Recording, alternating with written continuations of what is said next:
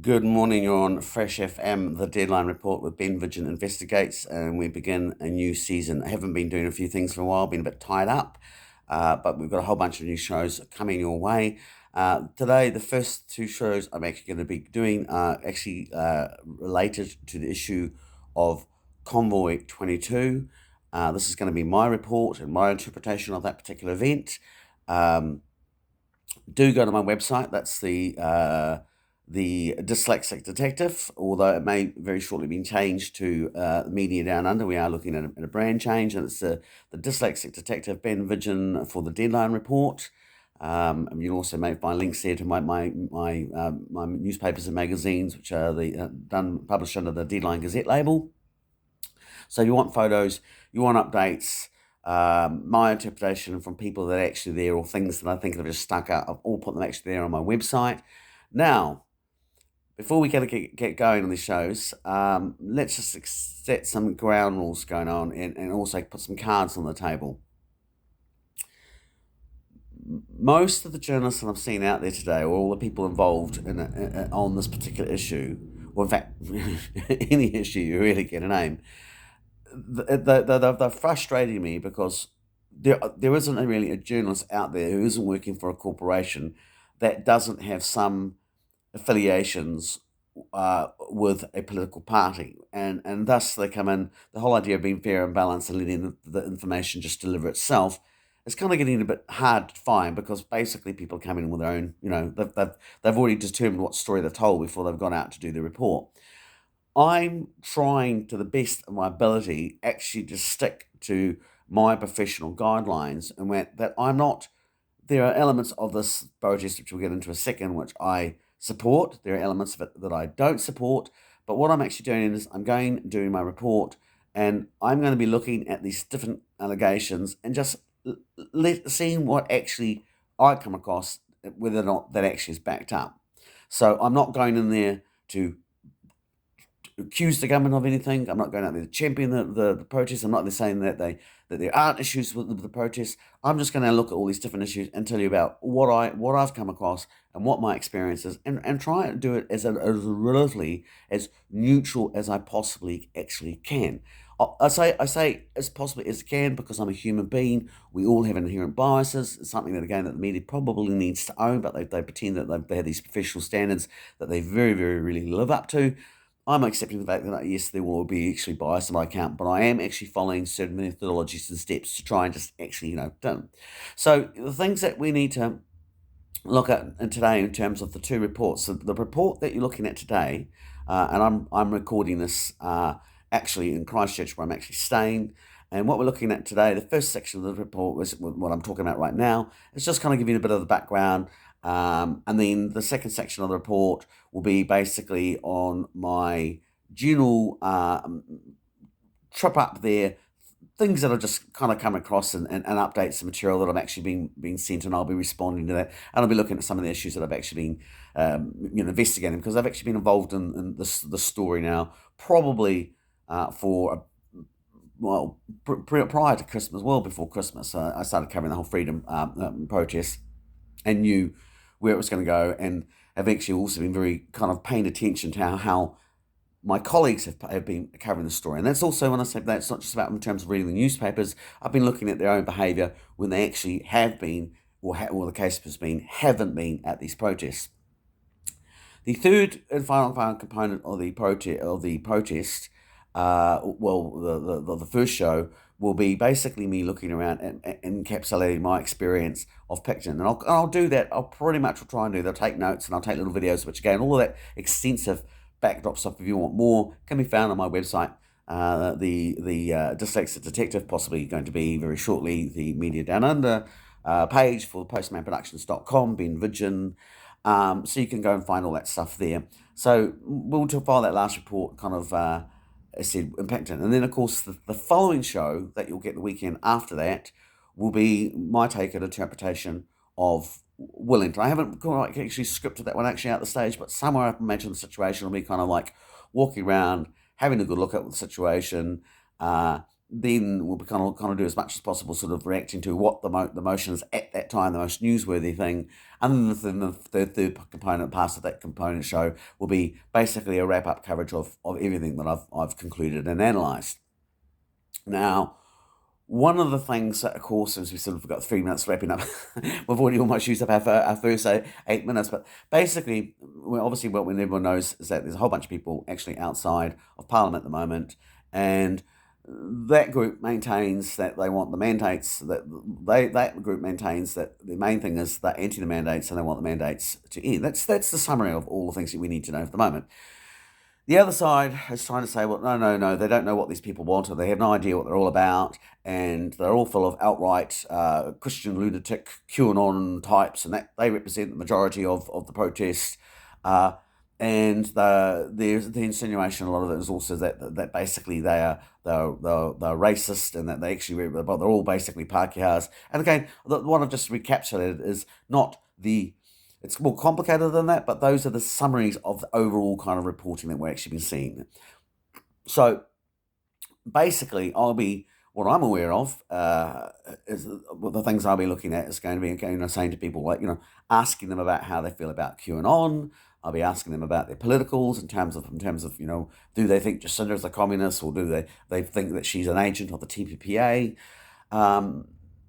We'll be looking at some of the people that actually involved in the actual protests, in terms of we'll be looking at people like Kelvin Alps from Counterspin. My interpretation on that particular person, which I can be up front right now, is I have no time for Counterspin or Kelvin Alps. You might actually know, they say flattery is the ultimate compliment.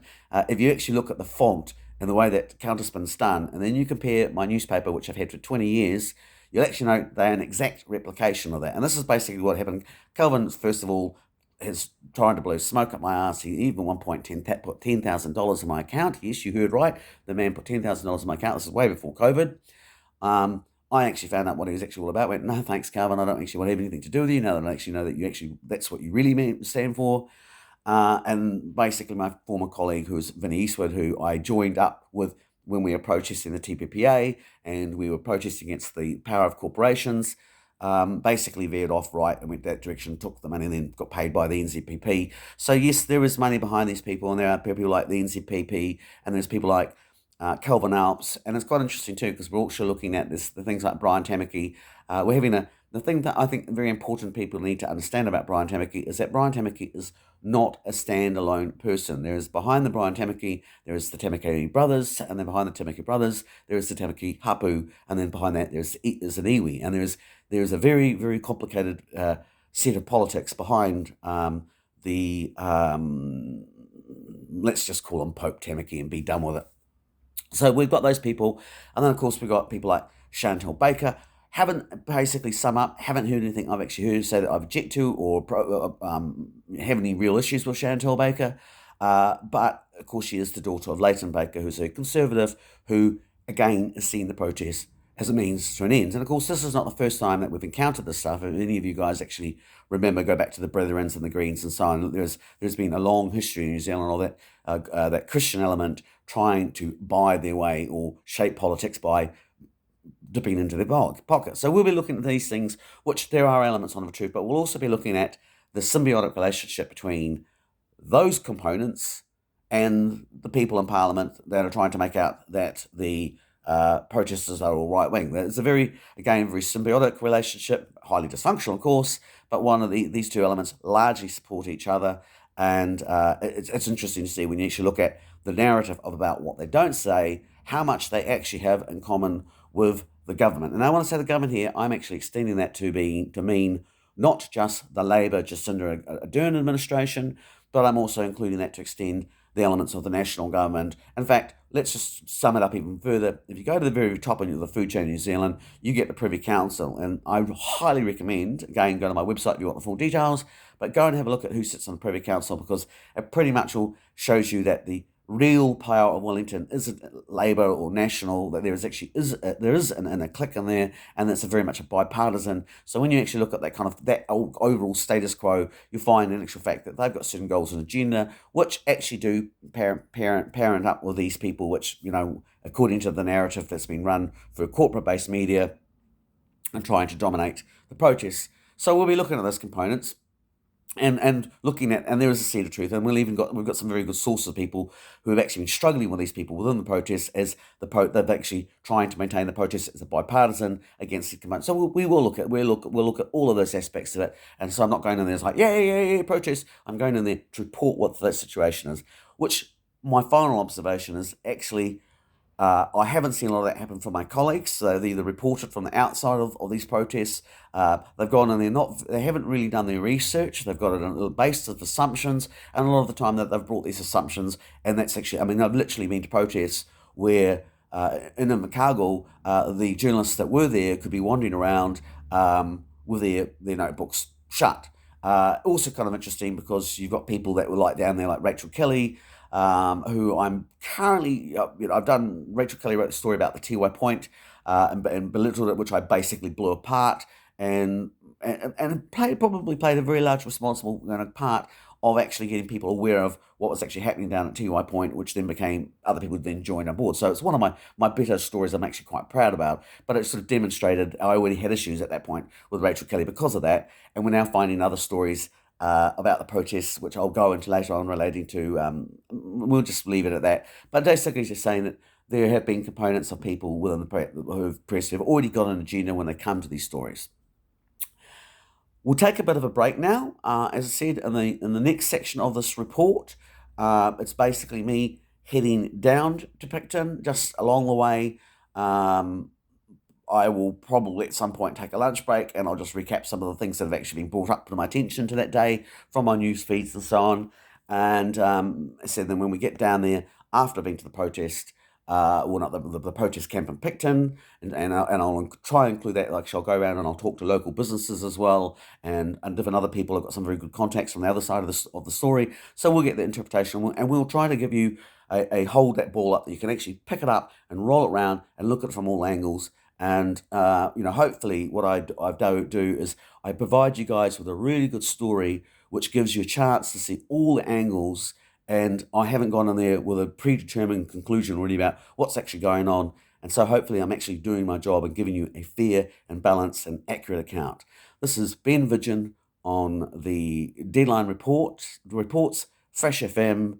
And we're not going to do any music today. We're just going to, for the first two shows, we're just going to go give you pure coverage. Partly, of course, as well, the reason why I'm doing that is that unfortunately, you notice things like when music's been played by the loudspeakers, it's quite an interesting situation actually. And I actually forecast this quite some time ago, and this again relates to issues like the TPA and intellectual property right. I mean, everyone's forgotten about the TPPA, but trust me, the TPA hasn't forgotten about you. But there is this component where when that music played, immediately you're in a copyright infringement if you have it even in the background of your YouTube. So this has been one of the ways that the algorithms have actually controlled to actually pull the stories back, to actually undermine and downplay it. And again, let's just finish with that point, is that the core thing which we can establish at the stage is that this government and its supporting allies maintained that people that were opposed to the mandate were originally a very small minority. Well, I think we can pretty much say now when we look out, not just out at Parliament, but the polls, and there are biases and various things involved in it. But the basic point is that even if you don't agree with this mandate, even if you think that those polls are inflated, the point is they certainly demonstrate that they are not, while they're not necessarily a majority, they certainly are not a minority. So that is the number one first thing about the discrepancy between the official narrative and the narrative that for quite some time the corporate media has sold to the public and managed to make, got to the point where people nearly actually believe this. As I said, when you're looking at Wellington, it demonstrates that point alone is not accurate. So that's got that out of the way. Next kind of question is going to actually work out is basically who's actually running the show, and what are the people there? Why are the people there? And why do they think they are there? So come and join me, and I'll see you after this wee short break. In other words, the break, because we're not having one today because we're going right through.